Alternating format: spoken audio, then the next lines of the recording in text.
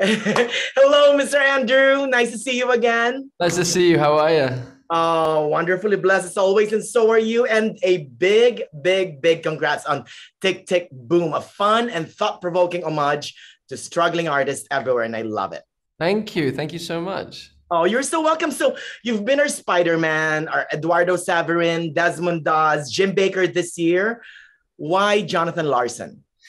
Because he's someone that needs to be honored, and his story needs to be told. Because he left us with so much great art, so much great beauty and healing work. And the more people that know about his work and him as a spirit, him as a soul, the better, because he's one of the great examples of what a human being can do.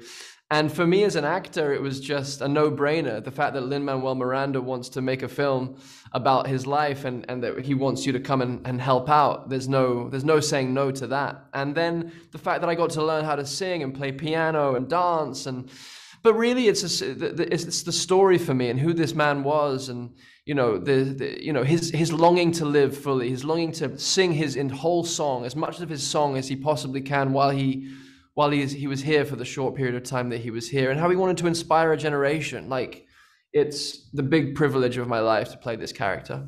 Oh, and you sang all the songs, right? Oh yeah. We worked really hard, because I had never sung professionally before. I sang in the shower or doing drunk karaoke, but never for Lin-Manuel Miranda. So it was a real challenge. So they gave me the time and the resources to really train my voice up. And I worked with an amazing singing teacher called Liz Kaplan, and a bunch of other people who helped out. And it really took a village, and I really just kind of devoted a year and a half to expanding my voice and getting to that place where I could passionately and confidently sing Jonathan's songs.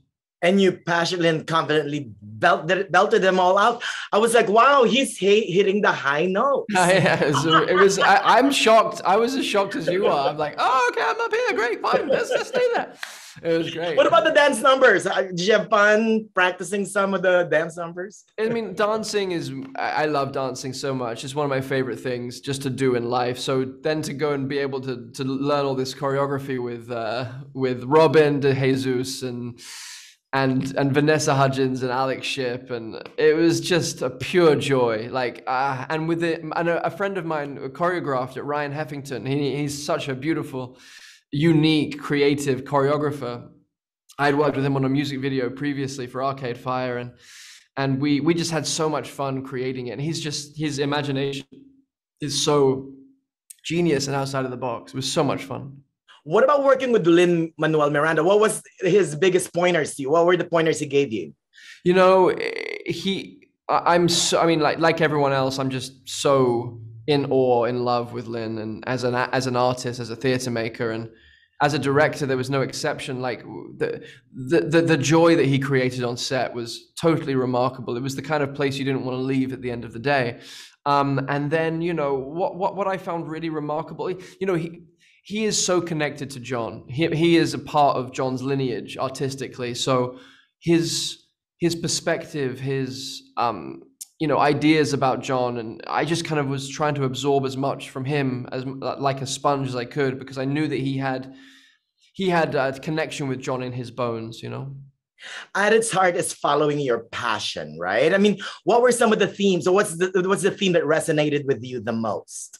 Yeah, I mean, the thing that you just said, how do we do that? How do we devote ourselves and stay committed to living out our truth, living out our gifts, delivering our gifts? And when we do that, it can be very costly. We can have to sacrifice other things, or the world may not want our gifts, or maybe behaving like it doesn't want our gifts, but deep down it needs our gifts. And I think John is the best example of that. Someone like him, or Vincent van Gogh, who was totally misunderstood in his time, and as was Jonathan. He was creating all of this beautiful music, all these beautiful stories, And every day he was waking up to a new rejection letter.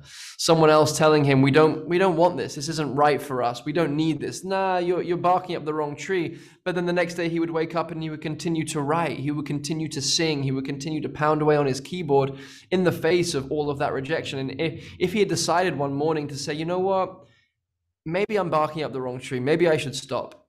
He would have left the world so less rich.